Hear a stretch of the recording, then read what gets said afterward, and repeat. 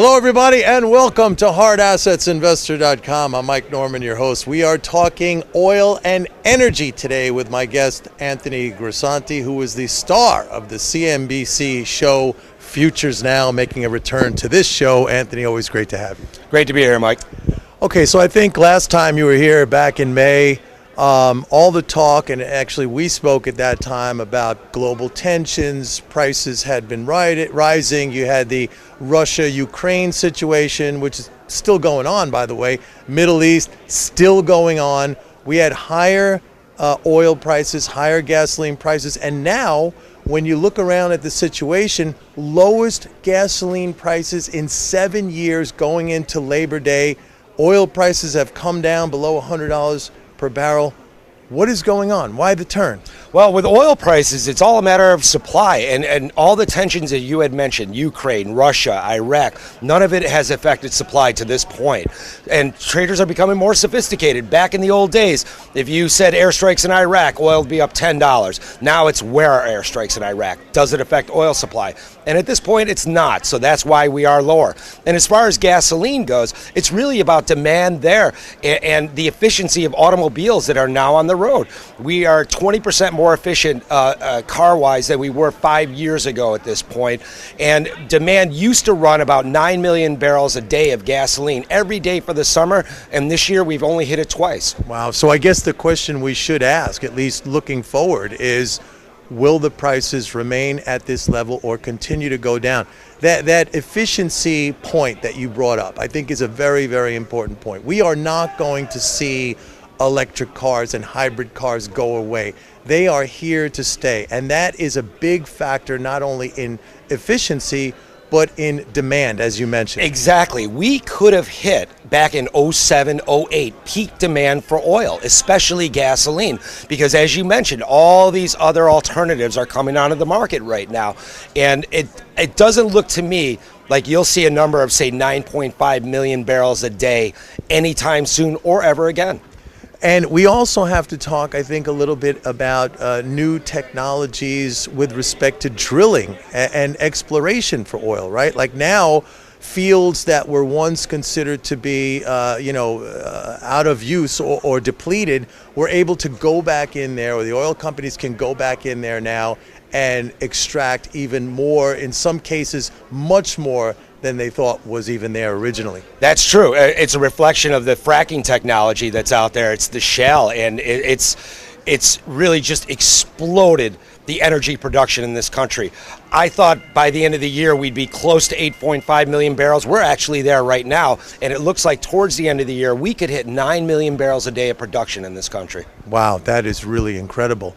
As far as the geopolitical, and you mentioned traders' new savvy when it comes to looking at the markets, it seems like from what you're saying, we would really need to see sort of a complete shutdown in oil production coming from a vital region, in the Middle East, for the price to have some sort of a spike. Is that correct? That is absolutely correct. You'd have to see a disruption of a major player, such as in Iraq with the 3 million barrels a day, which is not happening so far, or Saudi Arabia. Even in the situation of Russia and the Ukraine, the Europeans really don't want to put those sanctions on Russia because it'll hurt them also, and they know that. So as far as oil prices, I could see us $4 or $5 lower even from here right now because supplies are just amazing, especially in this country. The supplies are very good. And even in Europe, their economy is a bit slow. China their demand was down 8% in June, 9% in July as far as import-wise. So there's a lot of pressure being put on the downside of these markets.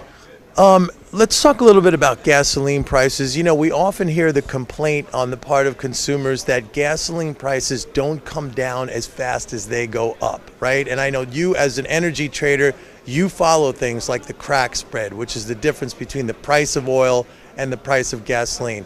How does that look to you? I mean, is gasoline falling in proportion with the decline in the price of oil, or is there still that sort of stickiness factor in there? Actually, gasoline's falling a little bit more than the price of oil. Really? When you look at that crack spread, we've gone from about $20, the crack spread, to about $15 right now. And in the past, I've actually seen that crack spread negative. If you look at prices at the pump, In the Midwest right now, we are pushing $3 a gallon, which numbers that we haven't seen in a few years, which is great for the U.S. economy. Sure.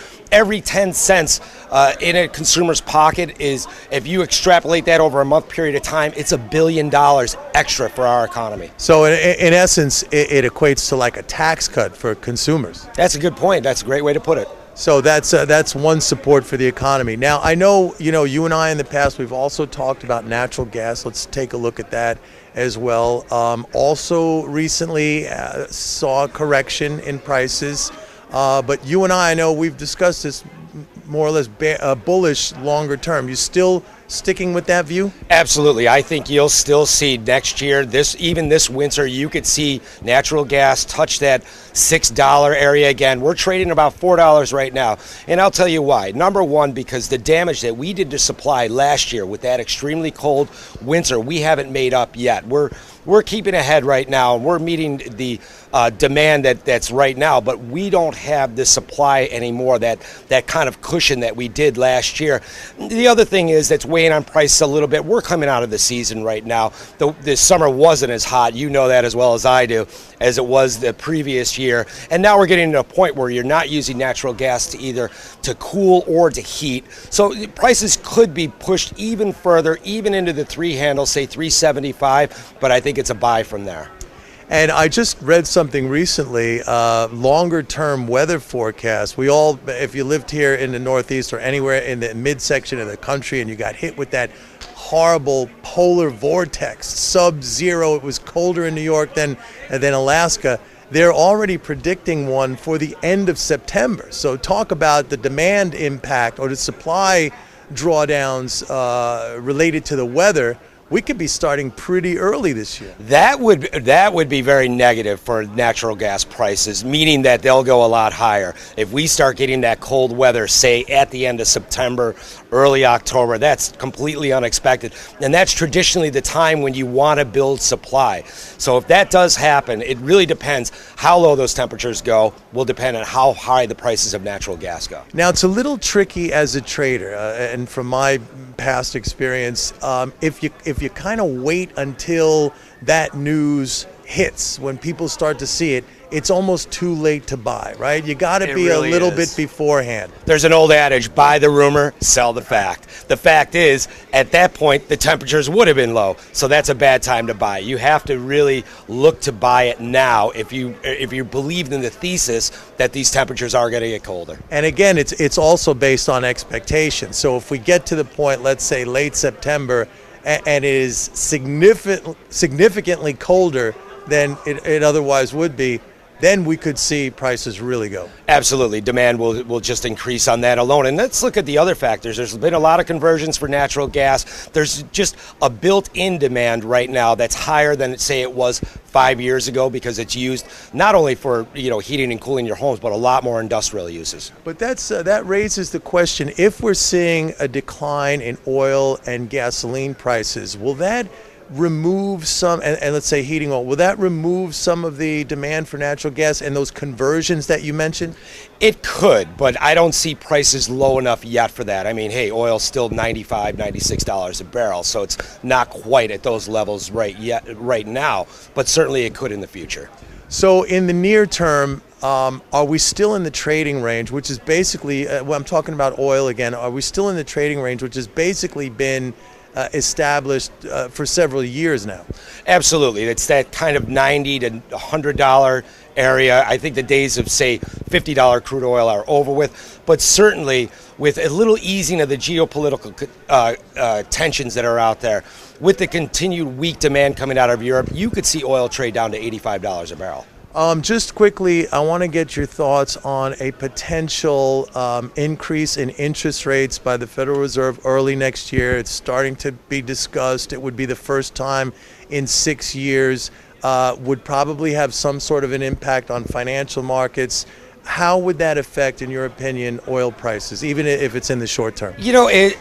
Going back to the whole interest rate raising. If you look at the 10-year bond today, we are some of the lowest levels of the year. Right. In fact, the lowest level of the year right now. And that's a reflection of what's going on in Europe, because we look like a bargain to them. If you look at the 10-year bond or the Italian bond or the Spanish bond, their yields are much lower than ours. So I don't think that if the Fed didn't buy another bond today, I don't think bond prices rally. I don't think interest rates go up. I think they probably stay the same because we're tethered to the rest of the world, and that right now is lower. And you also have to expect, and traders do expect, Draghi to do something as far as easing over there, which would make their bond prices even lower than where they are right now. There you go, Anthony, always great. Now you know, folks, why he is the star of CNBC Futures Now. That's it for now. This is Mike Norman saying see you next time. Bye-bye.